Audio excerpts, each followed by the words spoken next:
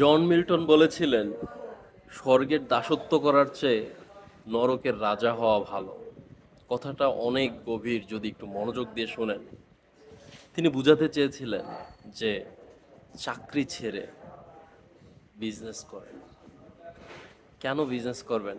আপনি অনেকেই আপনারা চাকরি করেন, পরের গোলামি করেন, মানুষের কথা শুনেন, সকাল সকাল ঘুম থেকে উঠে যান, বস ঝাড়ে, বাপ মা তুলে গালি দেয়, কিন্তু আপনি তা নীরবে সহ্য করে যাচ্ছেন।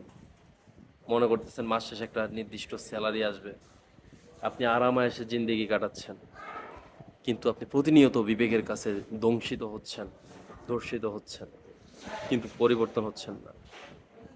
আপনি আছেন স্বর্গে, স্বর্গের এসির বাতাস খাচ্ছেন, স্বর্গের দাসত্ব হিসাবে আছেন, দাস হিসাবে আছেন, বস আপনাকে খাটাচ্ছে।